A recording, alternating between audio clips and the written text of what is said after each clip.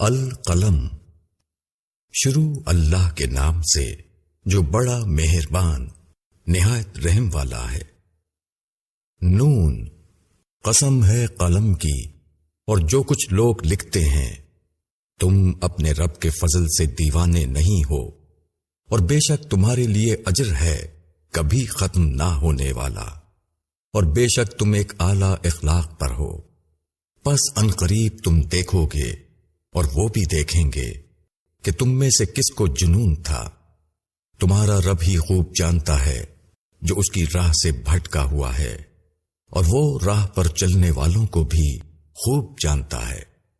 پس تم ان جھٹلانے والوں کا کہنا نہ مانو۔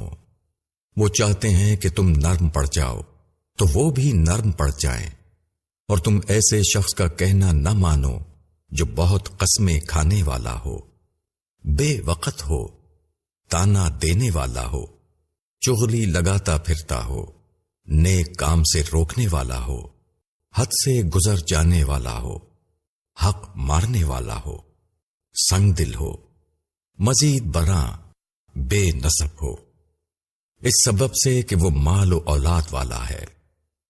جب اس کو ہماری آیتیں پڑھ کر سنائی جاتی ہیں تو وہ کہتا ہے کہ یہ اگلوں کی بے سند باتیں ہیں، عنقریب ہم اس کی ناک پر داغ لگائیں گے۔ ہم نے ان کو آزمائش میں ڈالا ہے جس طرح ہم نے باغ والوں کو آزمائش میں ڈالا تھا، جبکہ انہوں نے قسم کھائی کہ وہ صبح سویرے ضرور اس کا پھل توڑیں گے، اور انہوں نے انشاءاللہ نہیں کہا۔ پس اس باغ پر تیرے رب کی طرف سے ایک پھرنے والا پھر گیا، اور وہ سو رہے تھے۔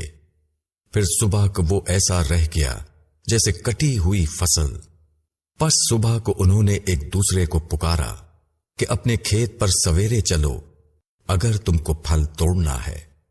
پھر وہ چل پڑے، اور وہ آپس میں چپکے چپکے کہہ رہے تھے کہ آج کوئی محتاج تمہارے پاس باغ میں نہ آنے پائے، اور وہ اپنے آپ کو نہ دینے پر قادر سمجھ کر چلے۔ پھر جب باغ کو دیکھا تو کہا کہ ہم راستہ بھول گئے، بلکہ ہم محروم ہو گئے۔ ان میں جو بہتر آدمی تھا اس نے کہا، میں نے تم سے نہیں کہا تھا کہ تم لوگ تسبیح کیوں نہیں کرتے؟ انہوں نے کہا کہ ہمارا رب پاک ہے، بے شک ہم ظالم تھے۔ پھر وہ آپس میں ایک دوسرے کو الزام دینے لگے۔ انہوں نے کہا، افسوس ہے ہم پر، بے شک ہم حد سے نکلنے والے لوگ تھے۔ شاید ہمارا رب ہم کو اس سے اچھا باغ اس کے بدلے میں دے دے، ہم اسی کی طرف رجوع ہوتے ہیں۔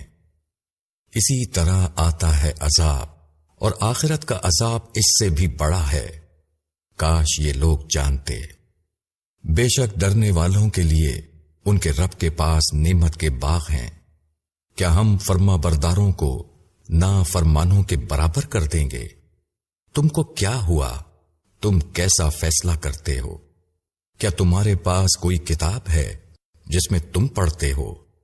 اس میں تمہارے لیے وہ ہے جس کو تم پسند کرتے ہو؟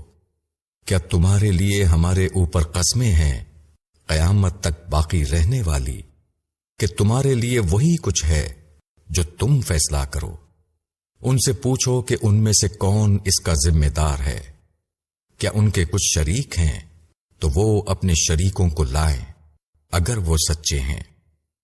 جس دن حقیقت سے پردہ اٹھایا جائے گا اور لوگ سجدے کے لیے بلائے جائیں گے تو وہ سجدہ نہ کر سکیں گے۔ ان کی نگاہیں جھکی ہوئی ہوں گی، ان پر ذلت چھائی ہوگی، اور وہ سجدے کے لیے بلائے جاتے تھے اور صحیح سالم تھے۔ پس چھوڑو مجھ کو اور ان کو جو اس کلام کو جھٹلاتے ہیں۔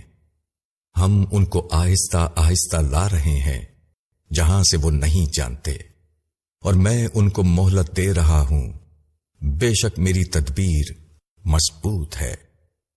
کیا تم ان سے معاوضہ مانگتے ہو کہ وہ اس کے تاوان سے دبے جا رہے ہیں، یا ان کے پاس غیب ہے پس وہ لکھ رہے ہیں؟ پس اپنے رب کے فیصلے تک صبر کرو، اور مچھلی والے کی طرح نہ بن جاؤ جب اس نے پکارا اور وہ غم سے بھرا ہوا تھا۔ اگر اس کے رب کی مہربانی اس کے شامل حال نہ ہوتی تو وہ مذموم ہو کر چٹیل میدان میں پھینک دیا جاتا۔ پھر اس کے رب نے اس کو نوازا، پس اس کو نیکوں میں شامل کر دیا۔ اور یہ منکر لوگ جب نصیحت کو سنتے ہیں تو اس طرح تم کو دیکھتے ہیں گویا اپنی نگاہوں سے تم کو پھسلا دیں گے، اور کہتے ہیں کہ یہ ضرور دیوانہ ہے، اور وہ جہان والوں کے لیے صرف ایک نصیحت ہے۔